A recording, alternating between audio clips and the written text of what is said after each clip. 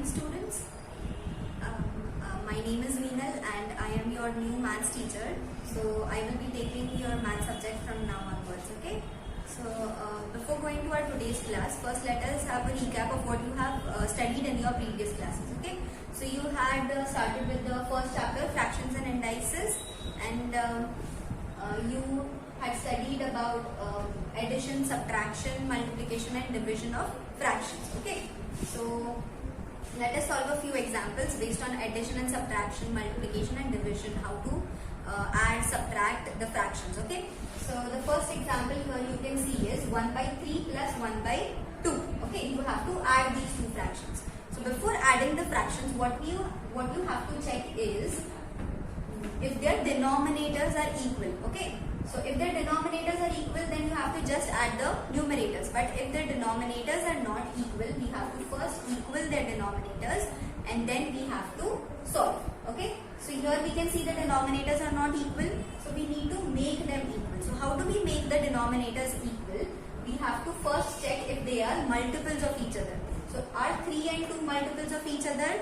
No. So what we do, we multiply them to each other, okay? So we multiply 3 and 2. So 3 into 2 gives me 6. So my common or equal denominator will be 6. Now I have to change both these denominators to 6. So how to change the denominators to 6? So first I write the first fraction. The first fraction is 1 by 3. Okay.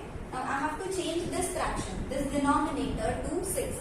So to change this number 3 to 6, what do I have to multiply? I will have to multiply a number to 3 to get 6.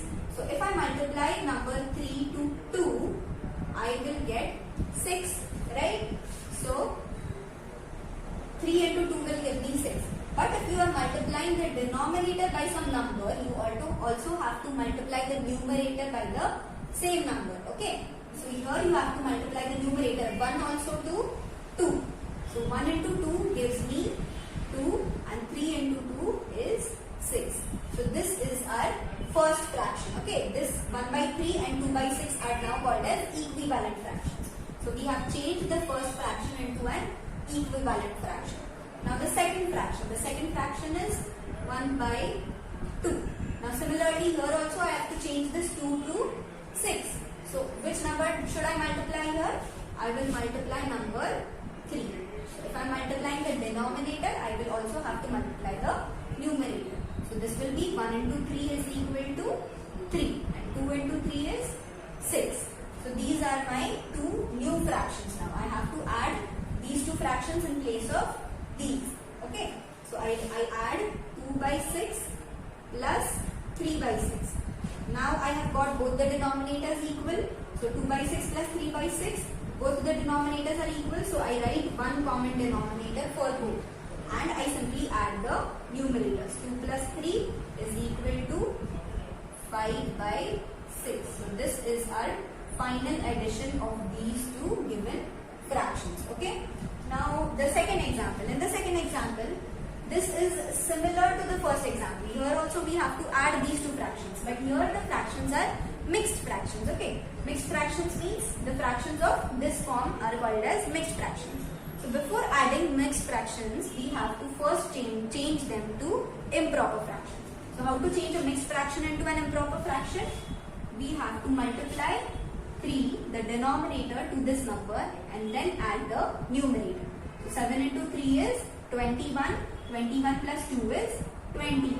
So 23 by 3 is the first fraction. Now the second fraction, 4 into 1 is 4, 4 plus 3 is 7. So 7 by 4 is my next fraction. Now we have to add them. First, what we have to check? We have to check if their denominators are equal. So here both the denominators are not equal. So we have to first make them equal.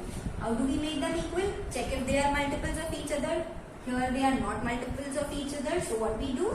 We multiply each other. We multiply 3 and 4. So 3 into 4 will give me 12. So 12 will be our common denominator for these two fractions. So now we need to change these denominators to 12. So what number, if multiplied by 3, will give me 12? 4. Right? If I multiply number I will get 12. So this will be 23 into 4 divided by 3 into 4. We have to, the numerator as well as the denominator both have to be multiplied by the number 4. So 23 into 4 is how much? Let's do 23 into 4 is 4 3s are 12, 4 2s are 8, 9, 10. 9. So it is 92 by 3 4s are 12. So the first fraction is 92 by 12. Now the second fraction, for the second fraction, 7 by 4. So which number do I have to multiply to 4 to get 12? I multiply number 3. Okay. So this gives me 7 into 3 is 21 and 4 into 3 is 12. Now these are my two fractions. This is the first and this is the second which I have to add. 92 by 12 plus 21 by 12. Okay. Now we see that both the denominators are equal. So I write a common denominator and I just add the numerators. 92 plus 21 is how much? 2 plus 1 is 3 and 9 plus 2 is 11. So 113 by 12 is our final answer, the addition of these two mixed fractions. Okay. Now we see the examples how to subtract, multiply and divide two fractions. Okay. So now let's see this third example. The third example is of subtraction of two fractions. Okay. So here the first fraction is 11 by 12 and the second is 2 by 3. So this is similar to addition, only in place of addition here there is a subtraction sign. So similar to addition, first we have to check their denominators if they are equal, and if they are not equal we have to first make them equal and then solve the sum. Okay. So here you can see the first denominator is 12 and the second is 3.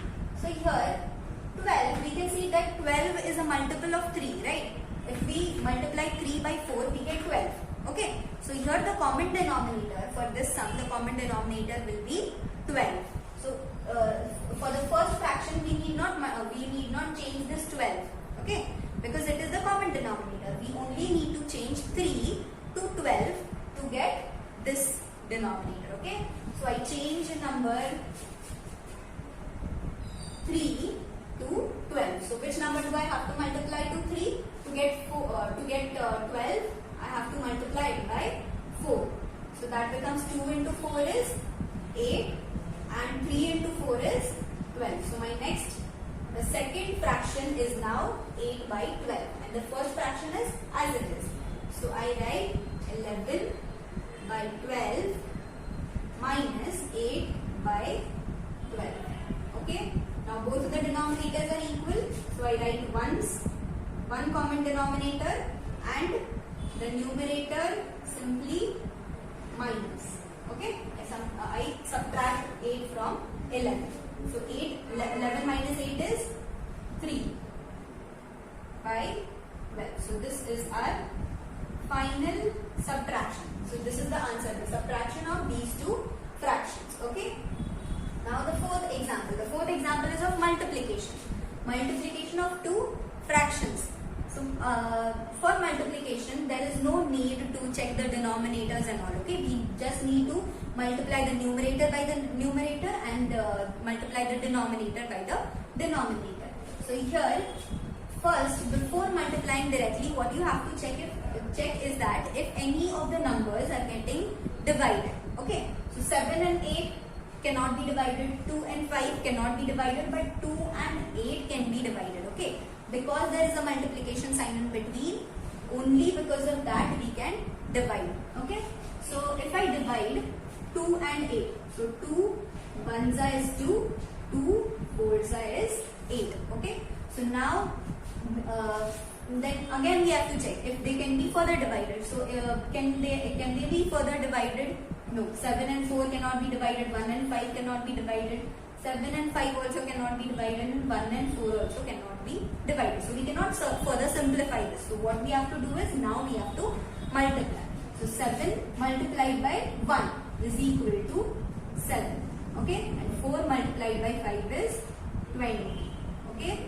So this is the multiplication of the two fractions. Multiplication is very simple. Only we have to multiply the numerators together and the denominators together.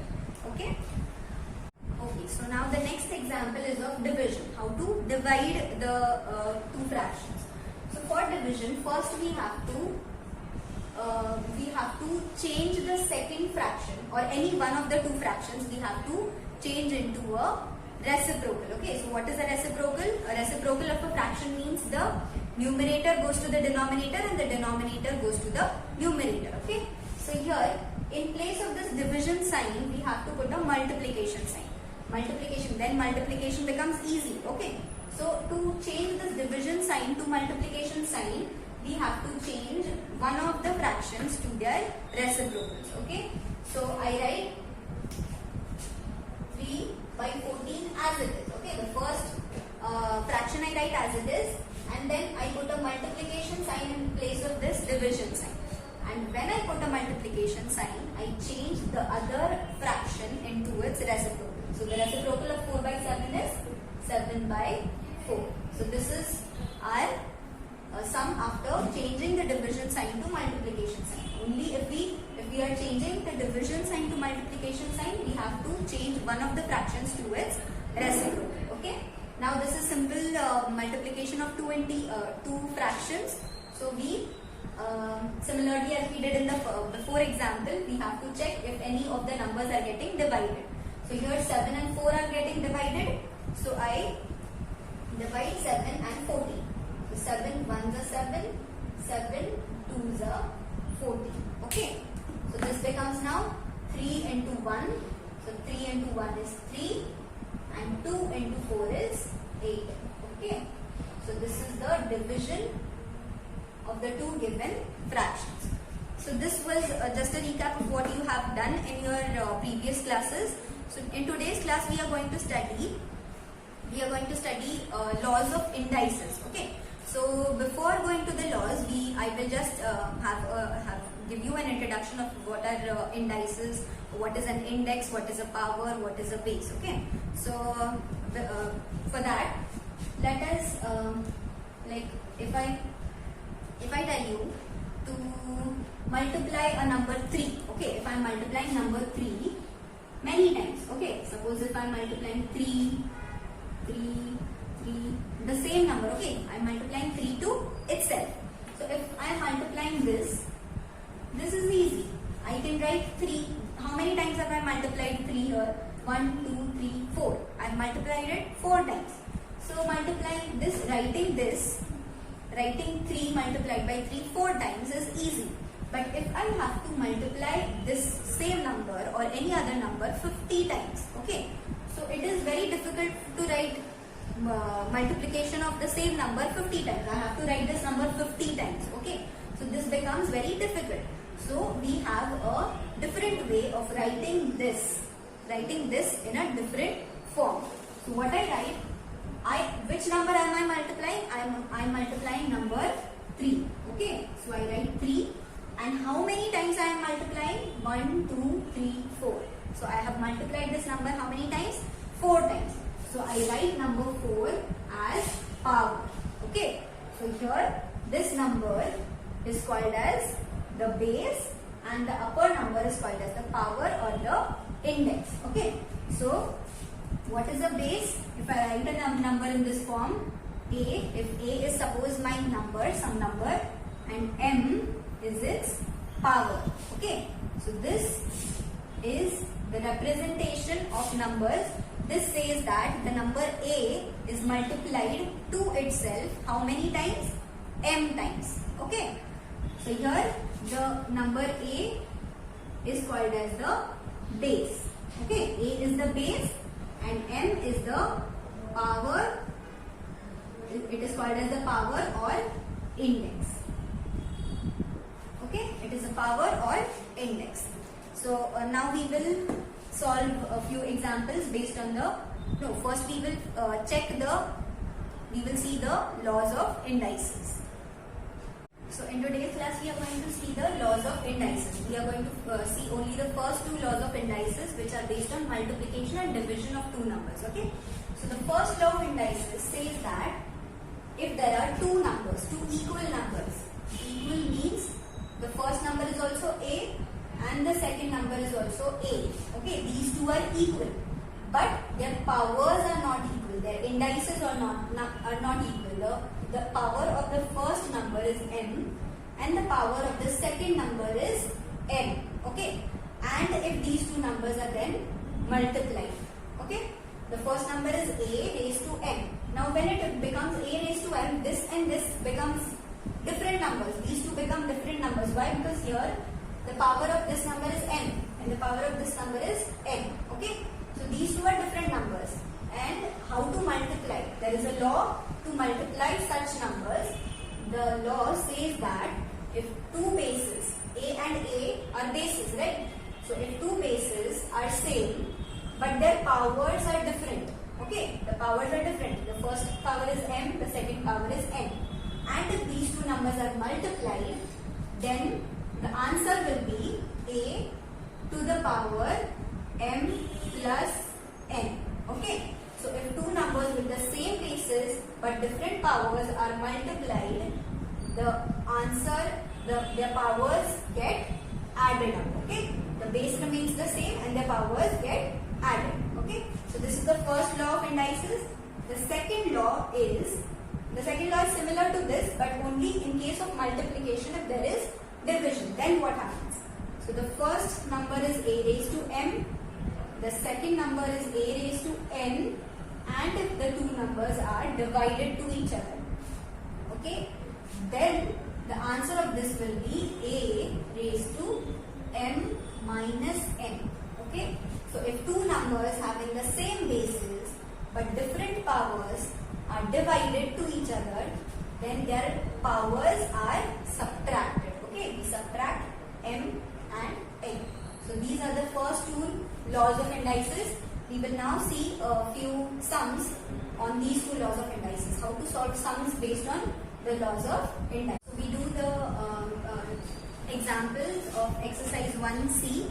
Okay, we will see how to solve these numbers or these sums based on the laws of indices. So here we can see the both of the numbers are 3. Means both of the bases are same. It is 3. Here also it is 3 and here also it is 3. Right? So this means that both the bases are same but the powers are different. Right? In the first case 3 is raised to the power 3, and in the second case 3 is raised to the power 4. Right? So here the bases are same but the powers are different and the two numbers are multiplied. So if the bases are same, powers are different and the two numbers are multiplied, then according to the law of indices, the first law of indices, what we say, if the bases are same, then the powers of the two bases are added up. So this becomes 3 plus this 4. Okay. So this becomes 3 raised to the power 3 plus 4. Only we need to add the two powers. So this is 3 raised to 3 plus 4 is 7. Okay. So this is our answer. 3 raised to the power 7. Now the second one. In the second one there are 3 bases. 6, 6, 6. They are same bases, but their powers are different. The first power is 2, second power is 3, third power is 5. So here also similarly we have to write a common base and just add their powers or add their indices. So 2 plus 3 plus 5. So this becomes 6 raised to the power 2 plus 3 is 5, 5 plus 5 is 10. So this is 6 raised to the power 10. Okay. Now the third example. Third example similar. 2 is the common base and 3 and 5 are the different powers and they are multiplied. So it becomes 2 raised to 3 plus 5. Okay, because there is a multiplication sign in between. So this becomes what? 2 raised to the power 3 plus 5 is 8. So 2 raised to the power 8. Now the fourth, 10 into 10 into 10 raised to 3. Here there is no power for 10. But if there is no power for any number, then it is 1. Okay. Here the power, if there is no power given to any number, then the power of that number or the index of that number is 1. Okay. So here the powers are, for the first and the second 10 is 1. Now the bases are same, 10, 10, 10. So we write the same base and we add their indices. So add 1 plus 1 plus 3. So this becomes 10 raised to the power 1 plus 1 is 2, 2 plus 3 is 5. So this is 10 raised to the power 5. Okay. So this is everyone has understood this. Okay. We will see next examples now. Okay, now we see the next example. The fifth example. Here also multiplied. 4 is multiplied. The powers are different. Base is same, which is 4. So we write 4 raised to the power 8 plus 2 plus here what will come? There is no power, so it is not 0 here, right? It is 1. If there is no power raised to some number, then it is 1, not 0. Okay? So we write 8 plus 2 plus 1. So this becomes 4 raised to 8 plus 2 is 10, 10 plus 1 is 11. So this is 4 raised to the power 11. Similarly for this, here now I have written 5 raised to 0. Okay. So here 5 raised to 0. Any number raised to 0 means what? It is 1. But here if it is 0, then we have to keep it as it is. 0 is 0. So the base is same. 5, 0 plus 2 plus 4. Add up the indices. 0 plus 2 plus 4. So this becomes 5 raised to 0 plus 2 is 2. 2 plus 4 is 6. So this is 5 raised to the power 6. So these were all the sums based on the first law of indices, which is multiplication of two numbers. Now here the second thing is about division, how to divide. So the second law of indices states that if the bases, now here we can see both the bases are same, 2, 2 is same, but the powers are different. The first power is 6, the second power is 3. So if two numbers having the same bases but different indices are divided, then what we do? We subtract their, we write the same number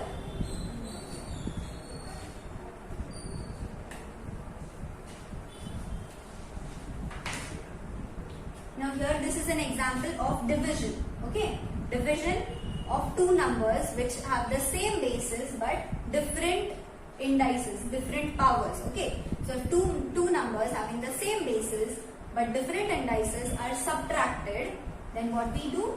We are divided. Two numbers having the same bases but different powers are divided. Here the two numbers are divided, right? So what we do? We subtract their indices. Okay, we subtract 6 and 3. So 6 minus 3 is, this becomes 2 raised to 6 minus 3. 6 minus 3 is 3. So this is the answer. Okay.